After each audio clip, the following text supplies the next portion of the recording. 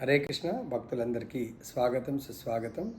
ఈరోజు మనము పురుషోత్తమ మాస వ్రత మహిమ మరియు పాలన గురించి తెలుసుకుందాము. దీన్ని చివరి వరకు మీరు విని లైక్ చేయండి, పురుషోత్తమ మాసం అని కామెంట్ చేయండి, మీ బంధుమిత్రులకు షేర్ చేయండి. మీకు ఇంకా ముందు ఎన్నో వీడియోస్ కావాలనుకుంటే ఈ ఛానల్ను సబ్స్క్రైబ్ చేయండి. పురుషోత్తమ మాసం ఏర్పడడానికి రెండు కారణాలు ఉన్నాయండి. ఒకటి సైంటిఫిక్, రెండు శాస్త్రపరంగా. సైంటిఫిక్ ఏంటంటే సూర్యకాలమానం ప్రకారము సంవత్సరానికి 365 రోజులు, చంద్రమాన కాలమానం ప్రకారము 354 రోజులు ఉంటాయి. అంటే ఆ 11 రోజుల తేడాని పూర్తి చేయడానికి దాదాపుగా 2 సంవత్సరాల 8 నెలల తర్వాత ఒక అధిక మాసం వస్తుంది. ఇది సైంటిఫిక్గా. రెండవది శాస్త్రపరంగా ఏంటంటే భగవంతుడు తన భక్తుడు కోరిక మేరకు హిరణ్యకశిపు నేను 12 నెలల్లో కూడా చనిపోకూడదు అని బ్రహ్మ ద్వారా వరం పొందుతాడు. మరి ఆయన 12 నెలల్లో చనిపోకూడదంటే నరసింహస్వామి ఆ భక్తుడి కొరకు 1 నెలను అధికంగా సృష్టిస్తాడు. అదే అధిక మాసము. పురుషోత్తమ మాసానికి 3 నామాలు ఉన్నాయి. మొదటిది అధిక మాసము. 3 సంవత్సరాలకు ఒకసారి అధికంగా వస్తుంది కాబట్టి దీన్ని అధిక మాసం అంటారు. రెండవది మలమాసము. ఈ మాసము అధికంగా వచ్చింది కాబట్టి ఈ మాసానికి అధిష్టాన దేవత ఎవరుండరు. ప్లస్ ఈ మాసంలో ఎటువంటి శుభకార్యాలు కానీ, ఎటువంటి పెళ్ళిళ్ళు, ఇంకా ఏ దేవతలు కూడా ఈ మాసాన్ని స్వీకరించరు. ప్రతి ఒక్కరు కూడా ఈ మాసాన్ని నిందిస్తూ ఉంటారు, అగౌరవపరుస్తూ ఉంటారు. ఎందుకు ఈ మాసంలో వాళ్ళు భౌతికంగా ఎటువంటి కార్యాలు చేయడానికి పనికిరాదు కాబట్టి ఎన్నో అవమానాలు చేస్తూ ఉంటారు. కాబట్టి దీన్ని మలముతో పోలుస్తూ మలమాసం అంటారు. మూడవది పురుషోత్తమ మాసము. ఈ విధంగా ఈ మలమాసము చాలా బాధతో, దుఃఖంతో విష్ణువుని అప్రోచ్ అవుతుంది అన్నట్టు. విష్ణువుని చేరుకొని తన యొక్క బాధను, దుఃఖాన్ని తెలియపరుస్తుంది. అప్పుడు విష్ణువు అంటాడు, తనను తీసుకొని మనము గోలోకంలో ఉన్నటువంటి కృష్ణచంద్రుడి దగ్గరికి వెళ్తే నీ యొక్క దుఃఖాన్ని, బాధను తీరుస్తాడని చెప్పేసి అధిక మాసాన్ని, మలమాసాన్ని తీసుకొని గోలోకానికి వెళ్తారు అన్నట్టు. అప్పుడు గోలోకంలో వెళ్ళినప్పుడు ఈ మలమాసం చాలా దుఃఖంతో ఏడుస్తుంటుంది. కృష్ణుడు అంటాడు, అరే నా లోకంలో ఏడుపు, దుఃఖం ఏంటి అని చెప్పేసి చూస్తూ ఉంటే విష్ణువు ఆ మలమాసాన్ని పరిచయం చేస్తారు కృష్ణచంద్రుడికి. అప్పుడు కృష్ణచంద్రుడి యొక్క పాద పద్మాల మీద పడి మలమాసము వేడుకుంటుంది, ఏడుస్తుంది. హే కృష్ణ కరుణా సింధో దీనబంధో జగత్పతే గోపేశ గోపికా కాంత రాధాకాంత నమోస్తుతే. అప్పుడు కృష్ణ అంటే నీకు వచ్చినటువంటి కష్టము, దుఃఖం ఏంటి అంటే అప్పుడు చెప్తుంది, నన్ను మలమాసంతోగా నిందిస్తున్నారు. సో దయచేసి నా నామకరణం ఏంటి, నాకు వచ్చినటువంటి ఈ దుఃఖాన్ని తొలగించండి ప్రభు. మీ యొక్క సంపూర్ణ శరణాగత భక్తులను మీరు స్వీకరిస్తారని విన్నాను అంటే అప్పుడు భగవంతుడు అంటాడు, అది సత్యమే, ఇప్పుడు నేను నిన్ను స్వీకరిస్తున్నాను. అంతేకాకుండా నీకు నా పేరుతో, పురుషోత్తమ అనే పేరుతో నామకరణం చేస్తున్నాను. సో నామకరణంతో పాటు నా నామానికి నాకు తేడా లేదు కాబట్టి నా సర్వశక్తులు నీకు ప్రసాదిస్తున్నాను. సో ఎవరైతే నీ మాసంలో అంటే ఈ మాసంలో వ్రతాలను చేస్తారో వాళ్ళకు ఎంతో పుణ్యము లభిస్తుంది అని చెప్పేసి భగవంతుడు ఆ మాసాన్ని ఇవ్వడం జరుగుతుంది. ఇప్పుడు మనము పురుషోత్తమ మాస వ్రత మహిమ గురించి మనము కృష్ణుడు, దుర్వాసముని, వాల్మీకి, నారదుడు, శౌనకాదర్శులు ఈ వ్రత మహిమ గురించి చెప్పారు. దాని గురించి మనం ఇప్పుడు చర్చిద్దాము. కృష్ణ భగవానుడు ఏం చెప్పారో చూద్దాము. ఈ వ్రత పాలన చేయడం వల్ల మిగతా 11 నెలల్లో ఏదైతే ఎన్నో పుణ్యతిథులు వస్తాయి, ఆ పుణ్యతిథులు పఠించడం వల్ల కార్తీక మాసంలో ఏదైతే చేస్తారో 1000 రెట్లు పుణ్య ఫలితం వస్తుందంటారు. 11 నెలల్లో చేసిన పుణ్య ఫలితానికి కార్తీక మాసానికి 1000 రెట్లు పుణ్య ఫలితం ఉంటుంది.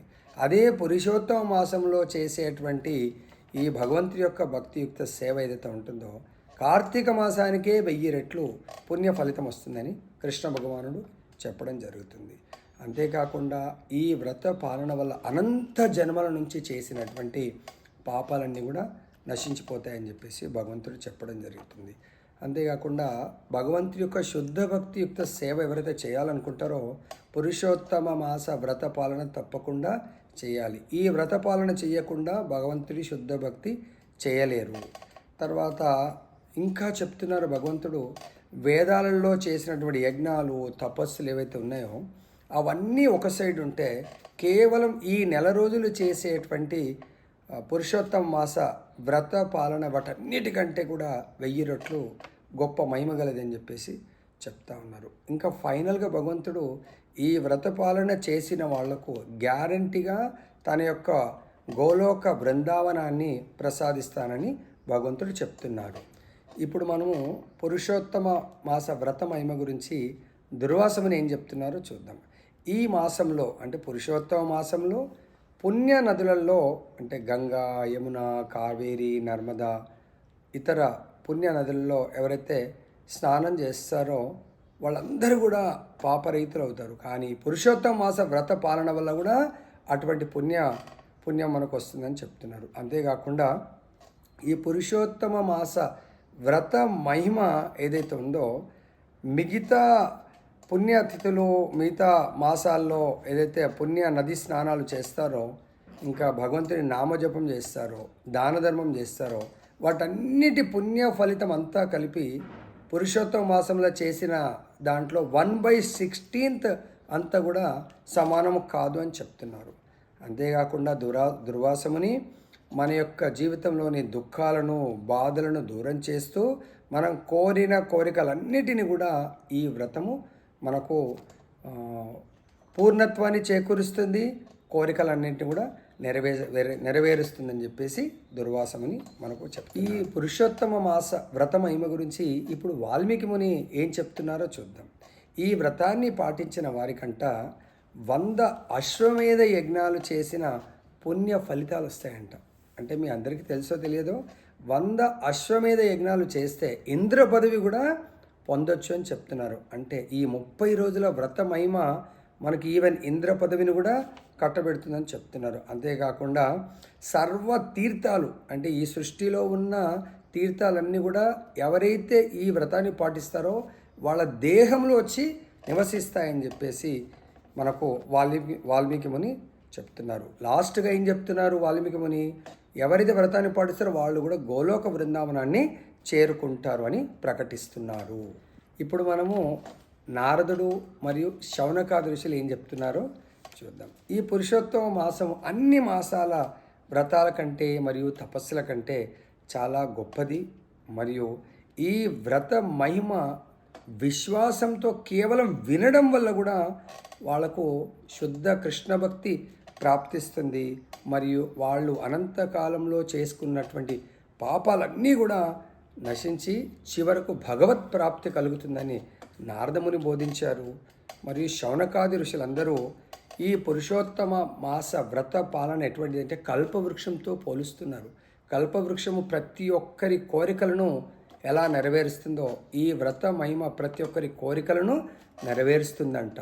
ఇప్పుడు మనం పురుషోత్తమ మాసం వ్రత పాలన గురించి ఒక 10 పాయింట్స్ ఉన్నాయండి. అవి జాగ్రత్తగా మనం విందాము, వినడమే కాదు వాటిని పాటించి ఉత్తమ ఫలితాన్ని పొందడానికి ప్రయత్నం చేద్దాం. నంబర్ 1, ప్రతి ఒక్కరు కూడా బ్రహ్మచర్యాన్ని పాటించాలి.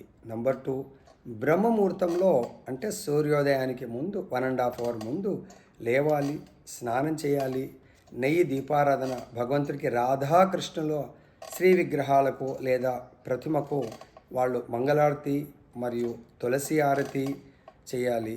తర్వాత భగవంతుడి యొక్క హరే కృష్ణ మహామంత్ర జపాన్ని అంటే సంఖ్యాపూర్వకంగా 16, 32, 48, 64 వీలైనంత ఎక్కువగా భగవంతుడి యొక్క నామాన్ని జపించాలి.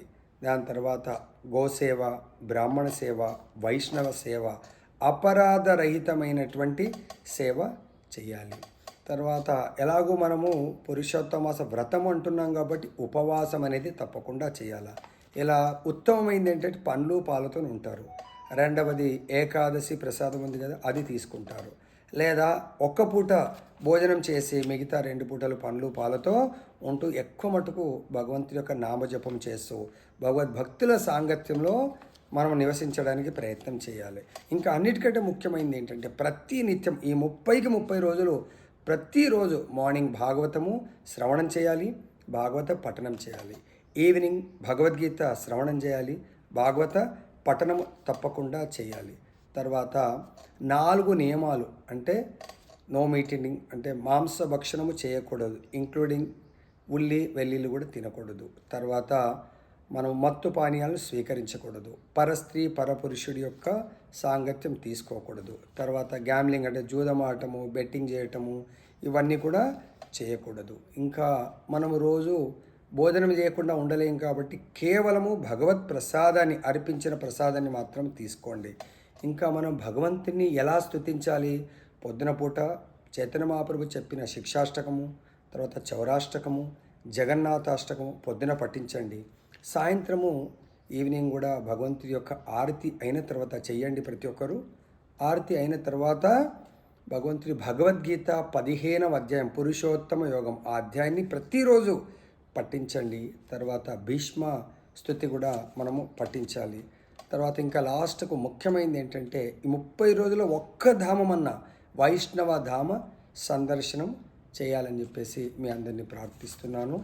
ప్రతిరోజు మనం భగవంతుడి యొక్క స్థుతిలో చాలా ముఖ్యమైనదైనటువంటి చౌరాష్టకాన్ని కూడా పఠించాలి.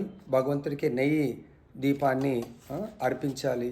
తర్వాత 30 రోజుల్లో ఒక్కరోజన్నా మన ఇంట్లో వైష్ణవులను పిలిచి సాధు సాంగత్యాన్ని నిర్వహించి ఉత్తమ ఫలితాన్ని పొందాలని కోరుతున్నాను. హరే కృష్ణ.